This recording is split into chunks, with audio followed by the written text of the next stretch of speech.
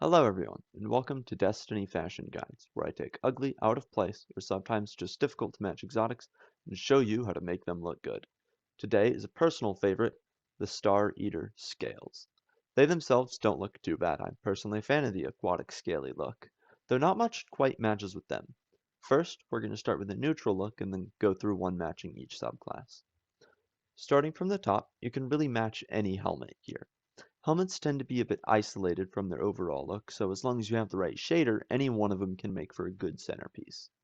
My personal favorite, though, is the Epialos Following Mask from this season, Season of the Haunted Season Pass. Next on this list is the chest piece. We're going to skip over the arms for now, you'll see why in a minute. There's two chest pieces that really work well here. The Epulos Following Vest, again from the Season Pass for Season of the Haunted, which keeps that spiky look but doesn't flow quite as well. The other one that works beautifully is the Twisting Echo Vest from Grasp of Avarice. The Twisting Echo Vest really flows well into the pants, which is, of course, what we're going for here. Next, for the arms. Again, with the arms, anything that kind of keeps that spiky look can work. Personally, I enjoy the Epulos Following Grasps, though, of course, the Twisting Echoes are going to flow best into their own chest plate. Finally, for every hunter's favorite part, the cape. Any cape can work here, as long as you know what to look for, and of course, again, have the right shader. Personally, I prefer ones that flow more over the head, the ones that keep too tight to it, kind of like the Kristacrene or the Tangled Web, or Wild Hunt doesn't even have a hood. I've never really been to my style. They just kind of make my Guardian feel like it has a receding hairline. And there's our look. Now, most of the changes with subclasses are going to be in the shaders rather than changing the gear pieces, though there will of course be one or two exceptions. Next, we're going to go over the Void subclass. Now, you may notice I've changed the arms to the Abyss Walker grips. Having that extra little void flare in there really helps tie the look together.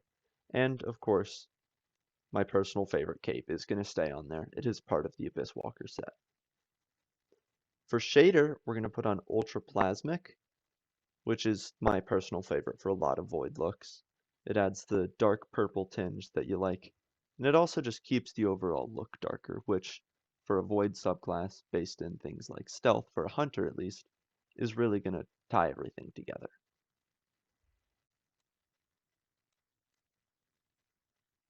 For your solar look, I highly suggest the Shattered Sinew shader. Keeps that bright flare that a Solar Guardian would have, while also keeping things warm, closer to obviously a solar element. For the grips, you might notice I swapped the Celestial grips. They keep that same edge while still flowing well into the chest piece. The cloak, obviously being a solar look, I swapped to the Sun's Apex cloak, which is my personal favorite for any solar look. It is on fire after all. For Arc, I've swapped out not only the grips and the cape, but also the helmet to try and tie together the electrical type look. We have the interlaced mask from Season of the Splicer, one of my personal favorite seasons. We have the interlaced grips, again Season of the Splicer pass. The currents of electricity running down the arms can really help tie it together.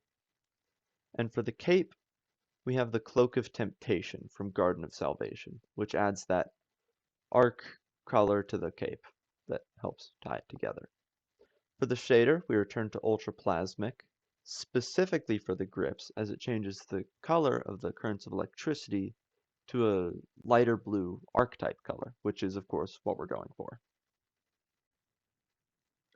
And finally, for our stasis look, we pull out the Shattered Sky shader, which you can get from finding all of the toy penguins on Europa.